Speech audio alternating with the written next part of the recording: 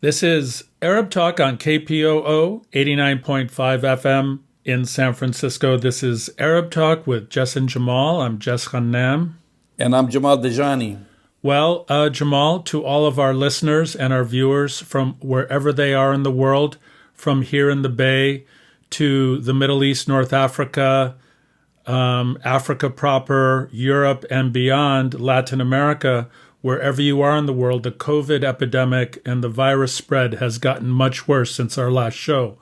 We'll be coming back to that later on in the show today, but we have a lot of other really important things that we're going to talk about, including a great interview about BDS, the kind of really interesting decision taken by President Erdogan of Turkey, in terms of his architectural and religious kind of ideas about what he wants to do with. I would say nationalistic.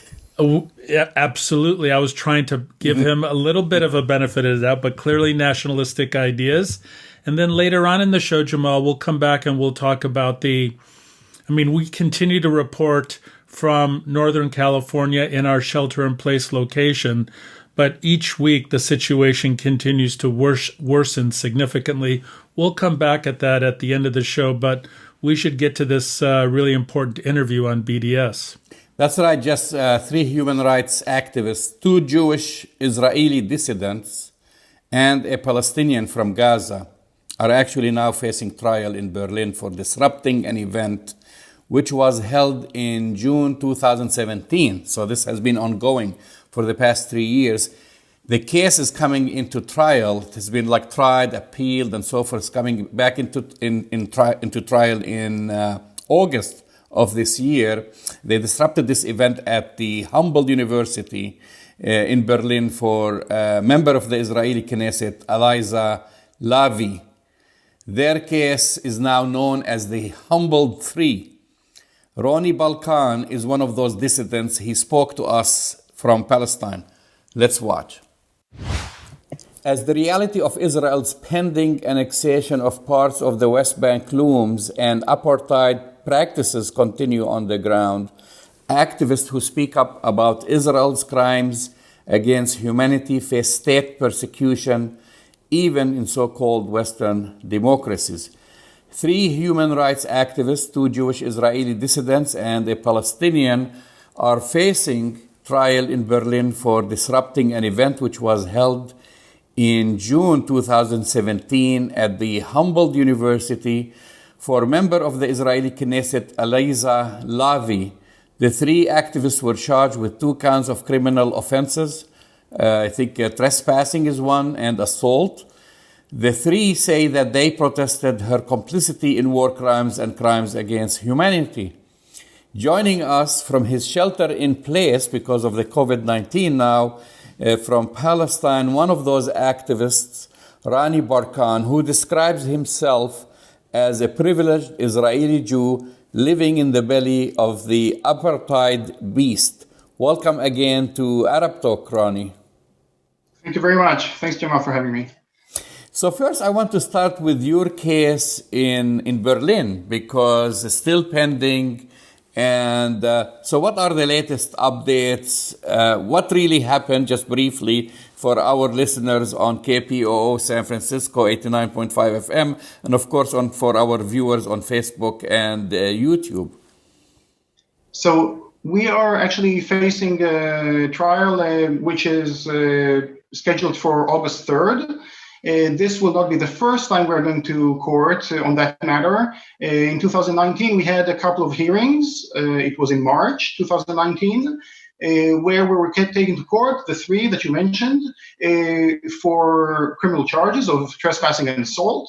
Since we went to disrupt the talk of an Israeli member of Knesset, who was also the head of the anti-BDS lobby in the Israeli parliament. She was also taking part in overseeing the massacre of Gaza in 2014, where 2,200 people were murdered, including 550 children, 89 families that were completely obliterated.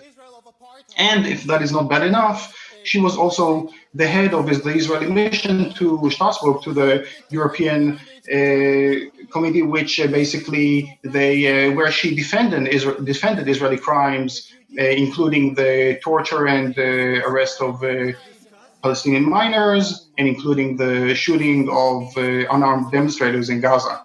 So this is who we were demonstrating against, actually disrupting her explicit propaganda talk. She went on a mission, an anti-BDS mission in Germany, and we were there to express our dissent, telling her I stood up after a few minutes that she was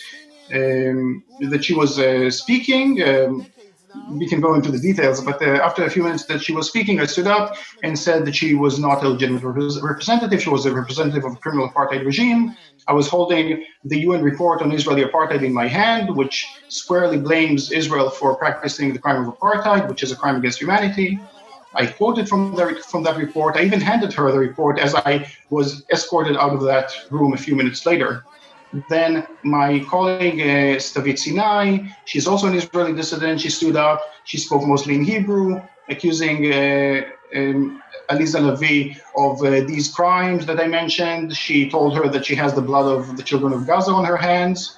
And she was taken out. She was actually, while being escorted out, she was also punched in the face. So if there was any assault taking place, it was against us, the demonstrators, against Tayyip. Your friend, just to be clear, your friend was assaulted in the face, not the MK. Yes, exactly. As she was taken out, and we have it all on the video, not that punching in the face, because that happened at a little later stage, but most of that we have on video, and everyone is invited to go to read our statement and watch that incident. And then finally, Majid Abu Salama, he's a Palestinian from Gaza. He was sitting throughout that ordeal, throughout that lecture. During the Q&A session, he asked a question, or he gave a long question or a little speech, and then eventually he left of his own accord. For that, all three of us are now taken to court, which started in 2019. We're accused of trespassing and assault, even though this was a public event, so it's not clear how we were trespassing, and there is no one that claims to have been assaulted. So this is somewhat of a victimless crime. There were two hearings in Germany in 2019. The judge could not arrive at a decision. According to her, she didn't have time for another hearing, and because of German bureaucracy, the moment that there is no hearing within 3 weeks, then the whole thing starts over, and this is what we are facing now. Again, the prolonging of this legal ordeal, and our next court case will be on August 3rd, and everyone is invited to join us.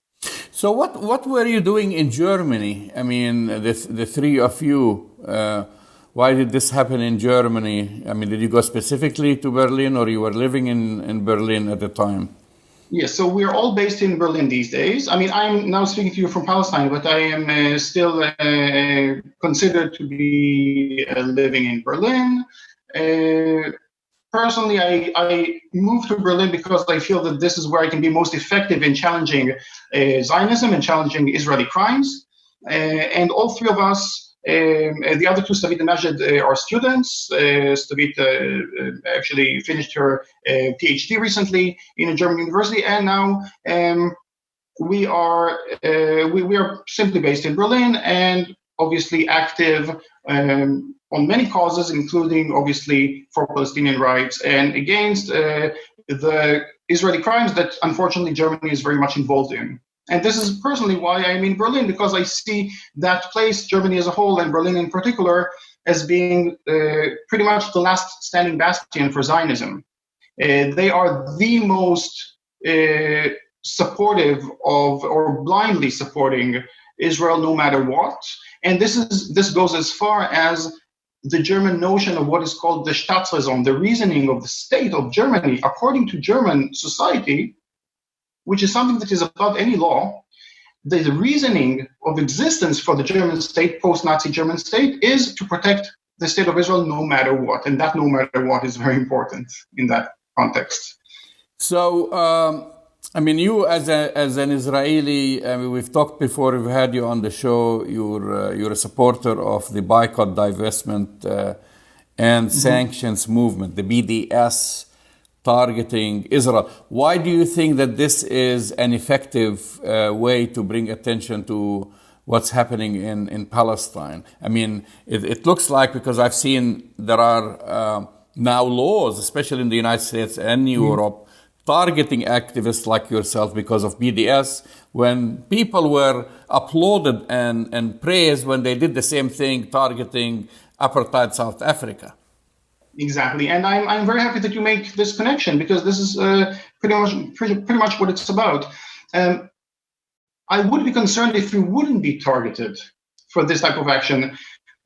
It means that the targeting of activists throughout the world, you mentioned the US and Germany as examples, the legislation, there is the whole lawfare that we are facing, that basically there is a very intense effort at legislating laws in order to curb freedom of expression, freedom of political organizing, and so on. In Germany, you know that the German Bundestag passed a resolution, which is not a law, but it is still stating very clearly that BDS is anti-Semitic, and not a single member of the German parliament voted against that. Wow. In certain media, they try to say that there were some parliamentarians in Germany that were against that. That is not true, because there were actually 3 motions being voted on. Each group in the parliament offered their version, you know, and they were competing among themselves who is a better friend of Israel, basically. So there were 3 motions being voted on, all equating BDS with anti-Semitism, all clearly in opposition to freedom of expression, and even in opposition to basically the European Constitution, or basically the European notion of freedom of expression. And still, there was no one in that parliament that said anything against that. So this is the case in Germany. Now, the fact that we are being targeted only tells me that we are doing something that is effective, that they are concerned enough that they need to take us to court. And this is also quoting specifically Aliza Lavie that we were demonstrating against.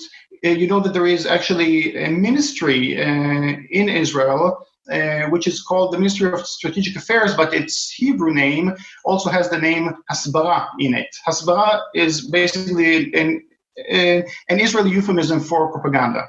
So there is an entire ministry of propaganda whose sole mission is to target the BDS campaign, to target people like myself and any activist who speaks up about Palestinian rights. This is as scary as it is for Israel.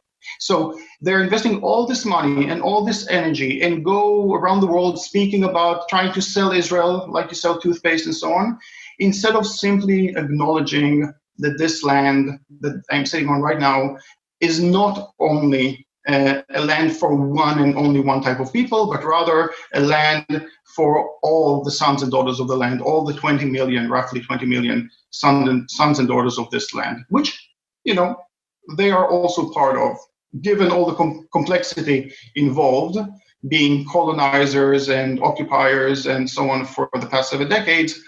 We are not denying their right to live here, but as equals, no more than that.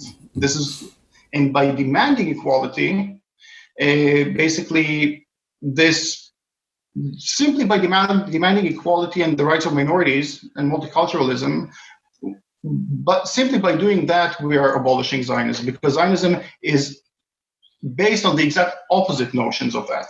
Zionism and the Zionist project in Palestine is all about not only creating a state for one type of people, which is bad enough, but it is also about the notion that this is for one and only one type of people at the expense of all the others. So the notion of exclusivity is core, it is inherent to the Zionist project in Palestine. And anyone trying to defend what this project is about is either lying, is either doing some sort of propaganda, or simply doesn't understand what this is really all about. So again, I will repeat, by demanding equality, I'm destroying Zionism. As simple as that. So, I mean, Germany prides itself as now a liberal democracy in Europe, and yet they're basically censoring your freedom of expression. I mean, Exactly. that's what they've been doing. Now, I want to know the difference because I'm really not an expert on German politics. But one thing I know that they do also have an uptick in anti-Semitism, by neo-Nazis and other groups targeting Jews, immigrants, people of color, right? And violently in a way. But then they're censoring a Jewish person who is basically critical of Zionism. How do they reconcile? I'm trying to kind of wrap my head around the fact that, how do they reconcile the difference between what happens in the government and about the young groups in Germany? Because I see a lot of groups who are outspoken, who support basically the Palestinian cause. I mean, is there a difference between the government and the people on this matter? Unfortunately, I have to say that German society is pretty much represented by German politics. And obviously, there are different voices, but they are regarded as fringe. They are basically, in a sense, survivors of the German educational system. There is a whole type of indoctrination in Germany which doesn't allow any form of real criticism or even mild criticism of Israel for that matter. Now, we have to remember that there is a lot of racism in Germany because I think that there is something inherent in the psyche, in the German mentality that is built around supremacy and racism, and this has not been dealt with post the Nazi era. Actually, by supporting Israel, by blindly supporting Israel, this is an easy fix for German society in order not to look itself in the mirror and in order not to actually deal with their own issues. So those who I said that there is racism, and actually the racism that I do experience in Germany is not at all towards Jews. I actually haven't experienced any anti-Semitic sentiment other than from Zionists, by the way. I experienced anti-Semitism from Zionism, but putting that aside, I haven't experienced anti-Semitism, but I have seen quite a bit of Islamophobia all over the place. So, and we have to remember that, yes, of course, we have to approach it to confront anti-Semitism, just as we have to tackle all forms of racism, which anti-Semitism is one aspect of. And confronting racism goes hand in hand with confronting Zionism, because Zionism is inherently about ethnic supremacy. Zionism is about ethnic supremacy, just like the Ku Klux Klan is about white supremacy. And Zionism and the KKK, and I give that as an analogy, and some people have a bit of an issue with that, and I think that, again, maybe they have to reconsider their notion about what Zionism is actually all about.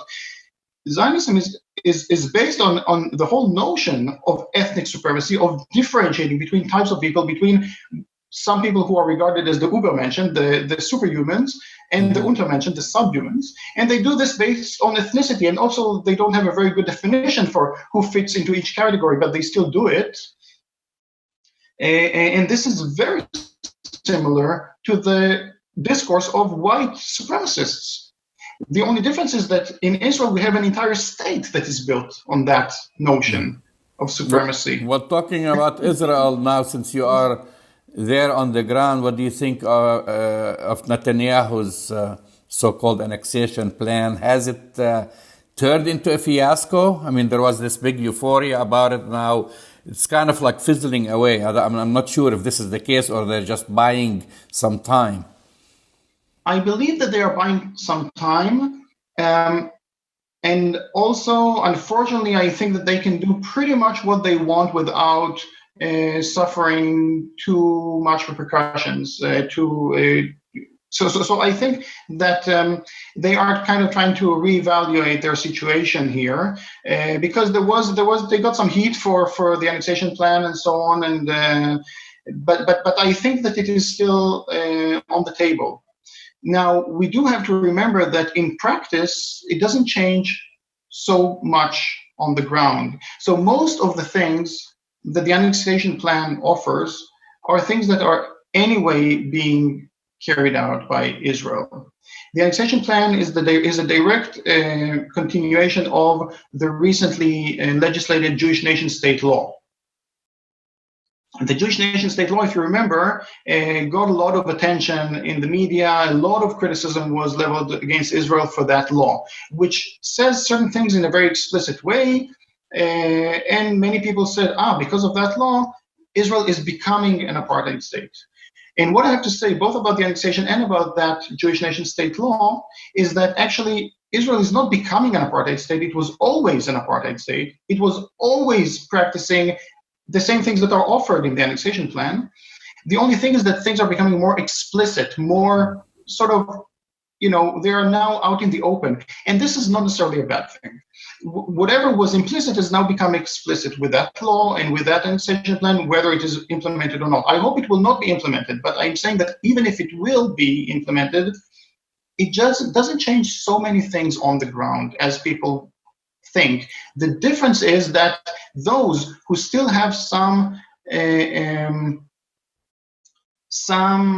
fantasy about Israel being somewhat liberal, or maybe that there is some democratic basis in Israel proper, and then the rest, the only problem is with the occupation, with the minor occupation, as I call it, the occupation of 67, those people who try to legitimize what Israel is doing within what is regarded as Israel proper, or what we call Palestine 48, they have a problem with the annexation, because the annexation all of a sudden turns the whole state, the whole land, as being an occupying, annexing entity, etc. And that doesn't look good, and that is unjustifiable, and so on. So as I said, things are going from implicit to explicit, and with the moment it is explicit, it is much more difficult to defend such a project. Well, I remember when I was working on my documentary with my Israeli colleague David Michaelis, and we were talking to different people on the ground at the time. Talking about the binational state was kind of like a shock to most Israelis, even talking about it. And people were in denial about the time they were building the wall, the apartheid wall. People were in denial. Now, these days, I mean, we have people like yourself and others, and then recently in the United States, like Peter Beinart writing his now famous article. Is this making a difference with Israelis? I mean, are they now like those who have been in denial and burying their heads in the sand? Are they now like facing the reality that they are living in an apartheid society? I think that the difference for Israelis is when Israel is transitioning from that implicit to explicit state, and many things are becoming explicit. We can go into it, but it will be a long list. Then those who up until now saw themselves as being, the good guys, we are peace-loving and Zionists, we are liberal and Zionist, all these oxymorons, then they find themselves a bit at odds with this situation, and they need to reevaluate the situation. But I think that this is happening because things are becoming more explicit, not because of articles like Peter Beinart and others.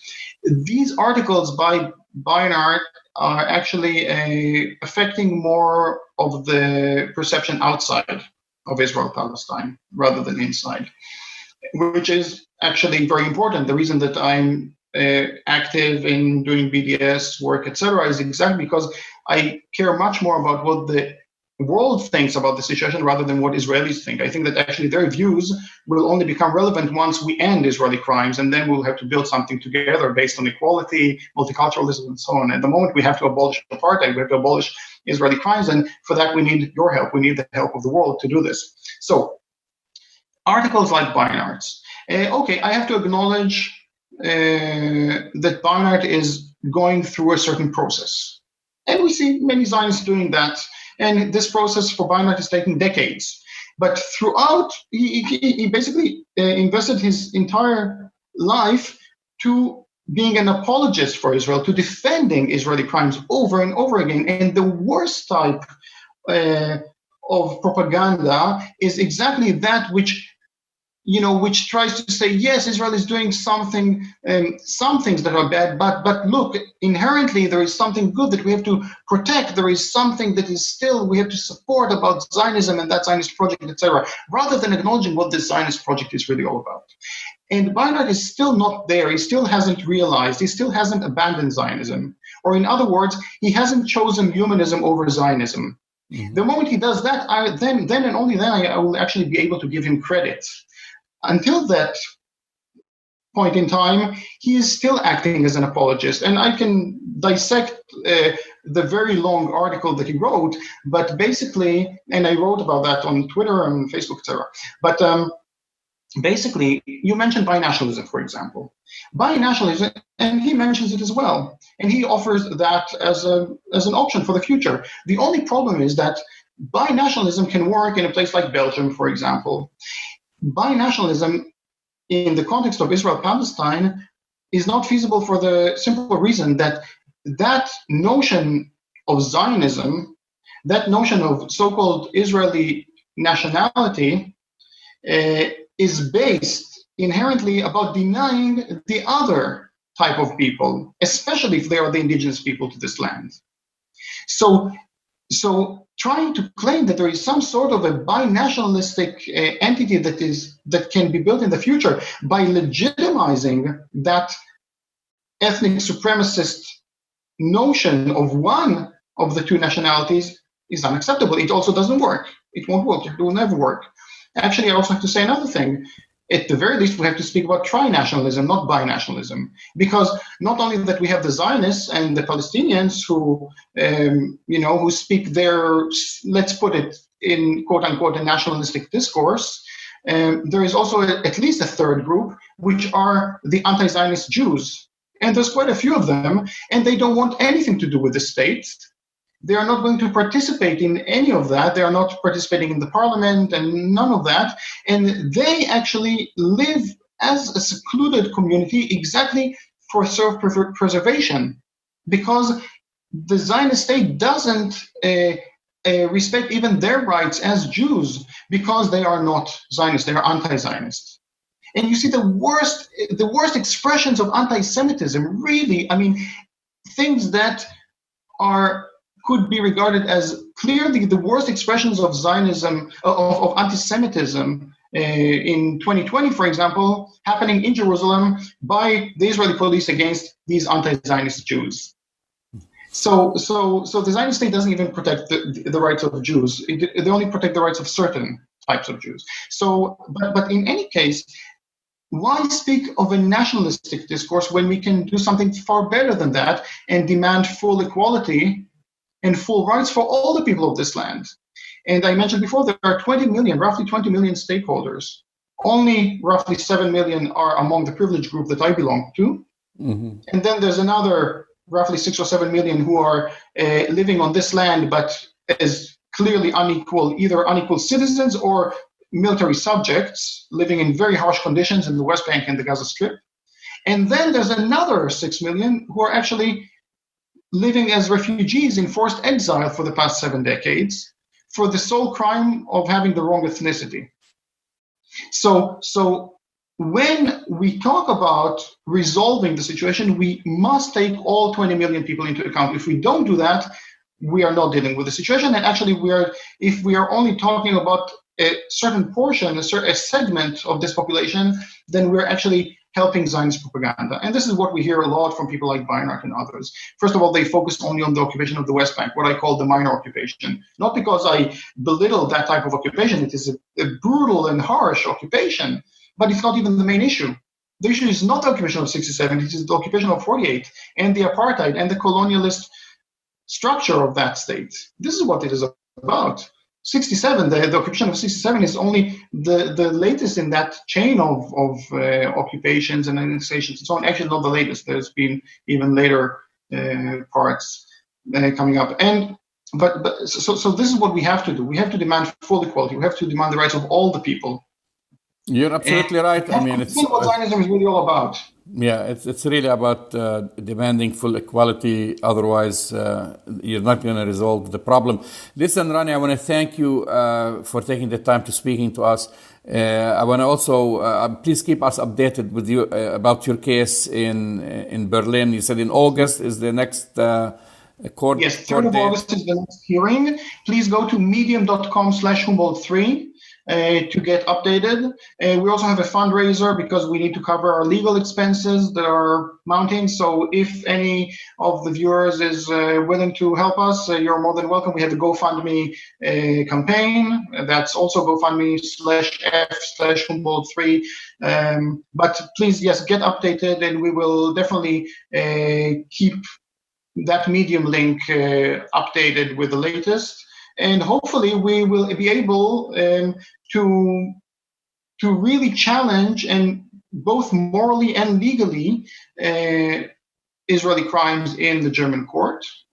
And this is what we're trying to do. It's not so much about being taken to court as much as we have an opportunity to speak about the things that really matter.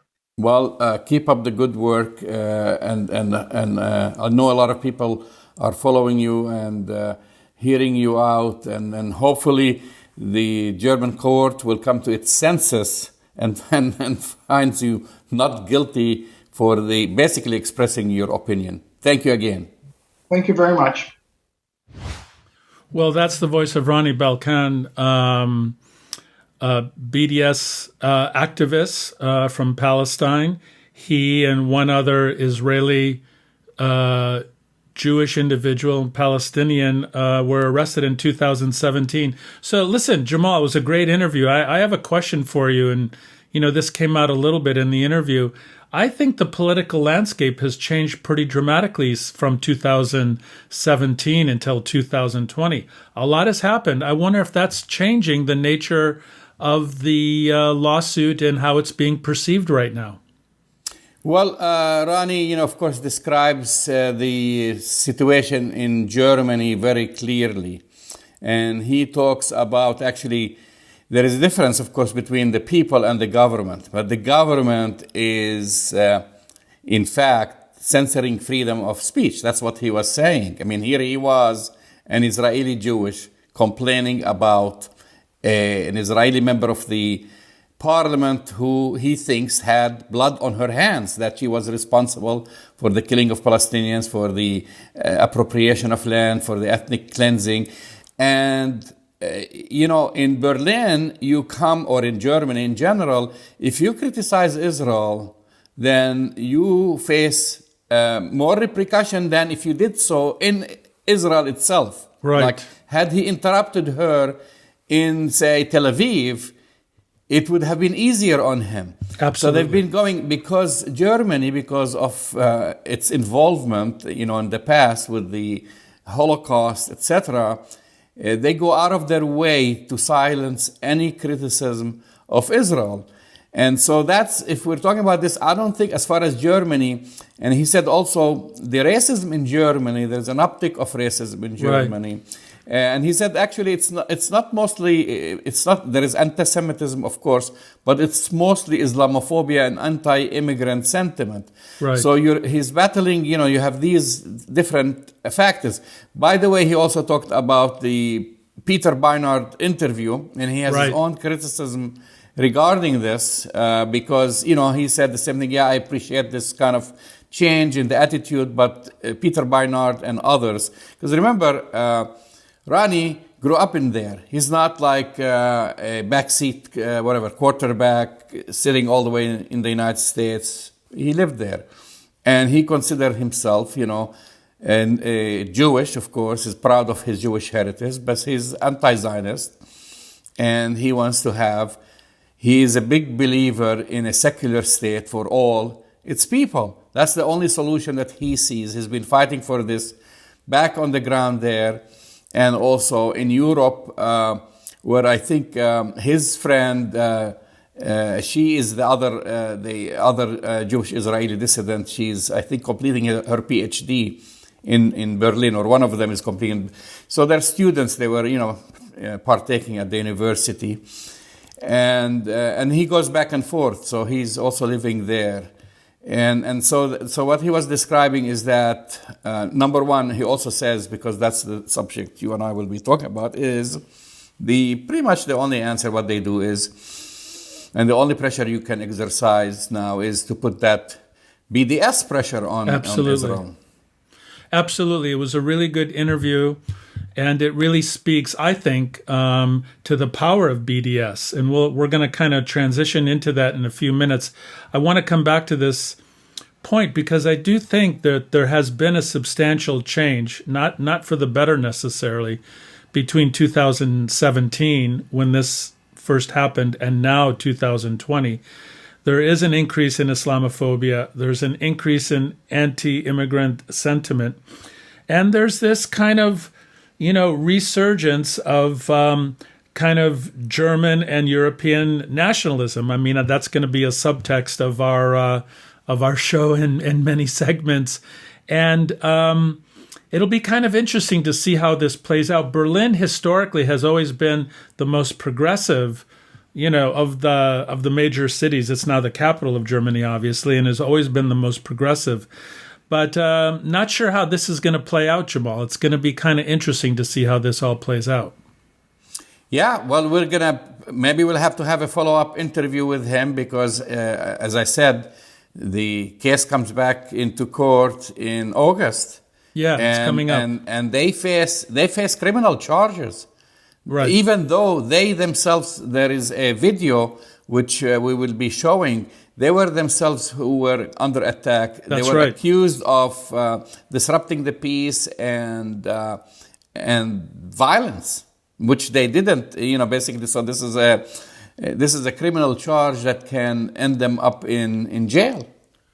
Well, let's use that as a springboard, Jamal, to talk about something that is, really coming into more and more prominence, the BDS. We've been talking about it for over a decade now. It's Palestinian civil society and basically world civil society calling for boycott, divestment, and sanctioning of Israeli apartheid practices as the primary method and technique and tactic, if you will, to get Israel to stop its oppression of Palestinians and to stop its apartheid practices, to stop its theft of Palestinian land. And, Jamal, it continues to be the most frightening thing for Israeli politicians and for the Israeli government is the BDS movement. We're in the midst of a pretty significant economic downturn globally right now, and anything that's going to hurt the Israeli brand, because I personally don't see Israel as a state. I see it as a brand that they market internationally to for trade. I really see the BDS in this next phase, Jamal, as being really probably among the most biggest threats to Netanyahu's government, to the Israeli government, because irrespective of what governments say, the people on the ground worldwide believe in the BDS movement, use the BDS movement, and are going to continue to push BDS as a way to confront Israeli apartheid practices. You're absolutely right. And remember, Jess, that when BDS was first launched, the Israel and Netanyahu in particular laughed at it, said this is just a fad and it's going to go away. And it didn't take that long before declaring it, and this is very important, an existential threat. Israel uses this terminology for like Iran, right? Right. Iran is an existential threat. It's nuclear program. That's why they don't use it even for Palestinians because they know they can control Palestinians. They are controlling Palestinians. I don't think they control the land. They occupy Palestinians. They oppress Palestinians. They use it for countries like Iran. In the past, maybe they used it for, Egypt, during Gamal Abdel Nasser and so forth. So for them to use it as an existential threat and create a whole ministry to combat it and fund it. And we talked about it, how also the AIPAC and other groups here, and benefactors like Edelson and others, they've had a big conference in Las Vegas a few years ago, raising $100 million, basically to combat BDS on college campuses. And they know that they've been losing grounds on this. And that's why they have been basically activating their surrogates in Congress, which is crazy. Imagine, to pass laws, Jess, to pass laws to punish people who boycott Israel, the United States. Well, yeah. How crazier than this? You can't boycott. We talked about this. You can boycott Coca-Cola, but you can't boycott a product from Israel. That's exactly right, Jamal. And this is why the next 4 months leading up to the election in November is so critical, because the Congress is still in the pocket of AIPAC, completely, unequivocally, no question about it. But we're beginning to see a progressive shift in some areas, especially on the question of Palestine and the more progressive wing of the Democratic Party. Eliot Engel got voted out, Jamal. That's huge. And you have the AOC bloc. You have the Tlaib bloc. You have the, Ilhan Omar bloc. There's a lot happening right now in terms of progressive politics that, criminalizing BDS, I think after November, if in fact Donald Trump loses, and I still don't think that's a slam dunk, but if Donald Trump loses, then it's going to be tougher to pass legislation criminalizing the BDS. Well, especially, that's also part and parcel of our discussion last week with with people like Peter Beinart and others who are saying basically that Israel is an apartheid state. So how can you criminalize BDS when already members of the Jewish community, members of who he still describes himself as a liberal Zionist. They are telling you what you have created on the ground is an apartheid. So if you make that connection between Israel and apartheid in South Africa, well, guess what brought down apartheid in South Africa? BDS. Absolutely, Jamal. Well, I think obviously this is, there's a lot of different things happening, in terms of U.S. politics. Obviously Israeli politics with Benjamin Netanyahu and his indictment and, his own criminal case. There's a lot of different things that can happen between now and November. I will say between now and December could be a very difficult time for Palestinians. We talk about this every 4 years, Jamal. During the change of governments, if there is a change in government, let's say Joe Biden does win, and there's no guarantee of that, obviously. But if he does, that time period between November and January and the inauguration of the next administration and president has always brought Israel to its most vicious, aggressive activities against Palestinians and Palestine. So, we need to be really ready to be on top of all these things, because I do think that the next 6-7 months are going to prove to be very, very intense months for the Israeli lobby, for the pro-Israel surrogates, for the Hasbaristas, and, it's going to be a very active time. If they see that Trump may in fact lose, Jamal, they're going to pull out all the stops to try to get as much out of Congress as possible. I think you're absolutely right, and we will be, of course, talking about this more as we see it unfolding in front of our eyes. You're listening to Arab Talk on KPOO San Francisco 89.5 FM, and we also like to welcome our viewers on Facebook and on YouTube. We're going to switch gears here, Jess, and talk about Turkey's President Recep Tayyip Erdogan, who on Friday issued a decree ordering that the Hagia Sophia, this is a great, majestic, 100 square feet structure from the 6th century in Istanbul, to be opened for Muslim prayers. Of course, the Hagia Sophia was built as a cathedral and converted into a mosque, then into a museum, and it was constructed by Emperor Justinian in the 6th century as the central cathedral of Byzantium, or the Eastern Roman Empire at the time. And then the Ottomans basically ran over Constantinople, which is now Istanbul, in 1453. They had a spectacular siege, and of course, the city fell under their command, and immediately they converted the Hagia Sophia into a mosque. Okay, where so it was now, a mosque for hundreds and hundreds and hundreds of years. Yeah. So the first prayers, by the way, at the Hagia Sophia will take place on July 24th. We're talking about practically 10 days from now, or less than that. Now, is that because of the Eid al-Adha, or is there another reason why that is? No, there is another reason for that. See his timing. This would be the anniversary of the Treaty of Lausanne. Okay, that's signed by the Allied forces and Turkey, which basically after Turkey lost, was on the losing side in World War I, right? And with the Prussian Empire and then the Allies basically forced these treaty on it and redrew the map of basically the Middle East. That was like redrew the boundaries of modern Turkey.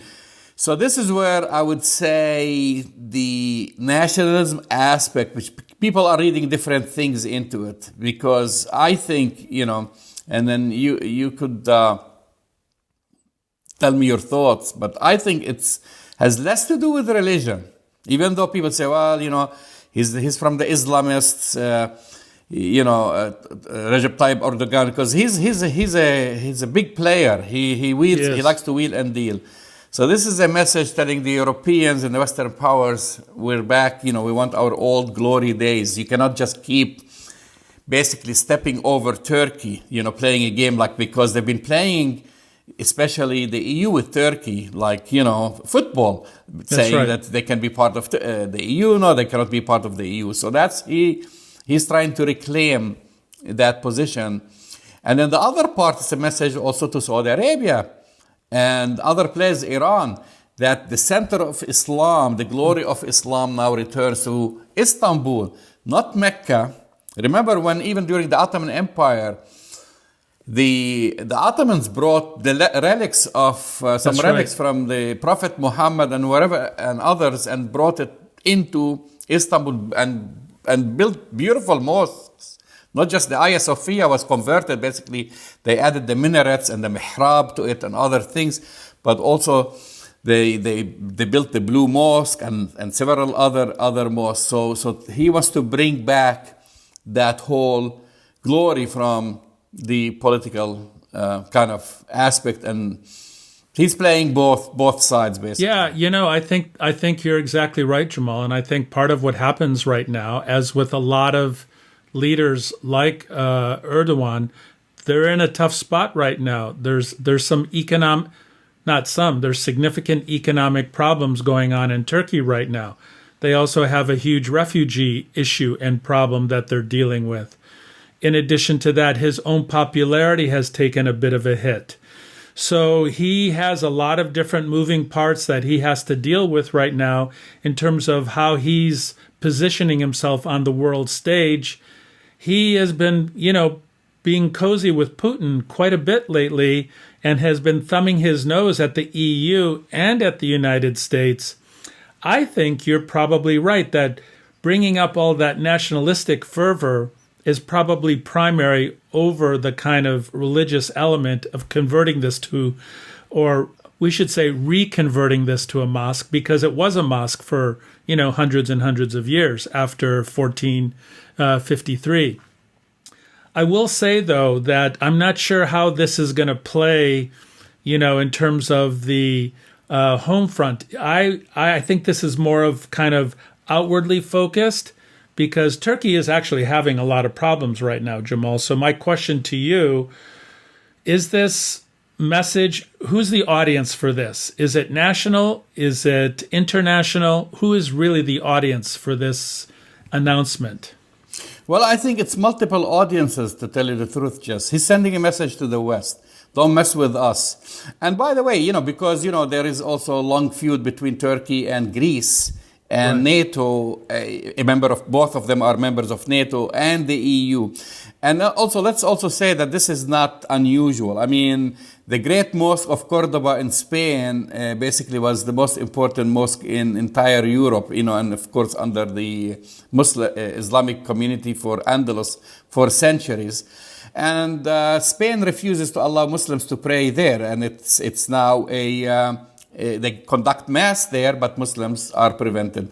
Greece also does not allow Muslims to pray in many of the mosques that the Ottomans built there. They are either museums or they're just left abandoned. So it's not like, this game of converting a church into a mosque and a mosque into a church. He is not the first one to do this. No, he's not. He's just like picking his timing to kind of like, I think, poke the eye of Europe at this time because of the rejection of Turkey for many years to join the EU. Yeah. And at the same time, Saudi Arabia, and they claim that they are the center of Islam. And that's, to me, maybe less than, we know also the center for Shiite Muslim is both Iran and Iraq, but it's more aimed at Saudi Arabia. Now, how is that going to play out? I don't think it's going to play out that well. It might be a temporary fix, but I don't think so, because historically, he's really messing with something very sensitive. And I take us back and to the wisdom of Khalifa Umar bin al-Khattab. Yeah. And that's, if people like, even whether you're a historical buff like me or you're a devout Muslim, you have to go back to the wisdom of Umar bin al-Khattab when the Muslims came into Jerusalem, my hometown, in the year 637 AD. At the time, it was under the Byzantine. It was called Aliyah Capitolonia. And the patriarch Sophronius, who was basically not only the spiritual leader, but he was in charge of the city, refused to surrender the city to anyone, not to Khalid bin al-Walid, who surrounded the city, not to Amr bin al-As. He asked for Umar bin al-Khattab himself to come. So he came all the way from Mecca on his camel. Right. Because he trusted him that, right. And because of this, there was al-Uhd al-Umariyya, or in English it's called Umar's assurance, which basically gave the Christian population in the city safety and security for their churches and whatever. So the story goes just that when it was prayer time, Patriarch Sophronius invited Umar to pray with him at the Church of the Sepulchre. And Umar bin Khattab politely apologized. Right. And he said, I don't want to thank you for the offer. But, and this is his words, and he said, I'm afraid that if I prayed there, that Muslims would overwhelm you and say, here he prayed, the commander of the faithful, and they'll take over the church. So he let his camel wander around, and where his camel stopped, few feet away from the church, and he prayed there. And guess what? There is the mosque of Omar there. The right. Muslims built a mosque. Right. So going back to that wisdom, don't mess with the status quo. Christian churches belong to Christians, Muslim mosques belong to Muslims, and let it be at this. This is my own opinion. I don't like to play games with this. No, and I think, that kind of wisdom from, 632 could serve a lot of people really well right now, Jamal, when you think about all of the Islamophobia, anti-Muslim sentiment, kind of attacks on folks of color and communities of color all over the world.